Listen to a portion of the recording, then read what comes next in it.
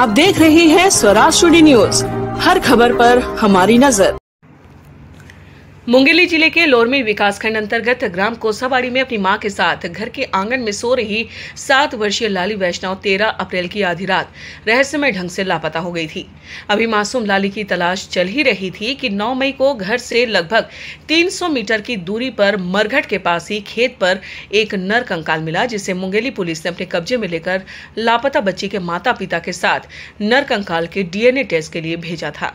जांच रिपोर्ट में अब स्पष्ट हो गया है कि नर कंकाल मासूम बच्ची लाली का ही था।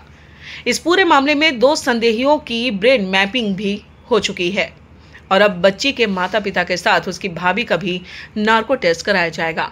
इसके बाद ही मासूम बच्ची के गुनहगारों का खुलासा हो सकेगा।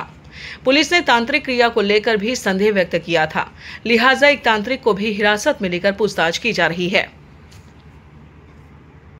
हम लोगों की विवेचना उसमें जारी है।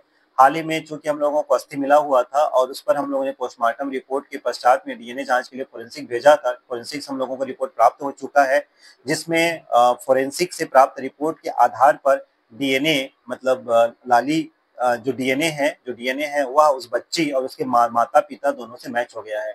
इस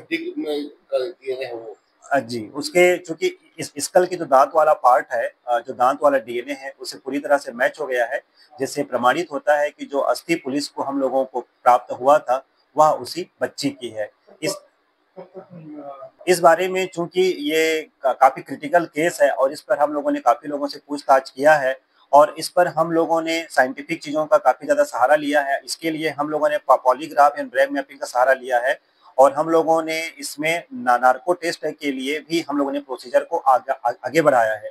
अभी तक 2 लोगों का पॉलीग्राफ टेस्ट हो चुका है, ब्रेन मैपिंग टेस्ट हुआ है और अभी हम लोगों ने 2 और लोगों के लिए polygraph and brain mapping test के लिए आवेदन पत्र हम लोगों ने माननीय न्यायालय के माध्यम से फोरेंसिक में भी जमा किया है और नार्को टेस्ट के लिए जिनका पॉलीग्राफ और ब्रेन मैपिंग हो चुका है उनका आगे टेस्ट नार्को टेस्ट के लिए बढ़ाया है, जो इसी महीने में हो जाने की संभावना है। एक बार ये सारी चीजें प्रोसीजर कंप्लीट होने के बाद में सारी चीजें कि इस घटना को अंजाम देने में कौन शामिल था, किस प्रकार की घटना की प्रक्रिया हुई थी, किस प्रकार की प्रक्रिया को लोगों ने अपनाया था, इस संबंध में एकदम स्पष्ट हो जाएगा।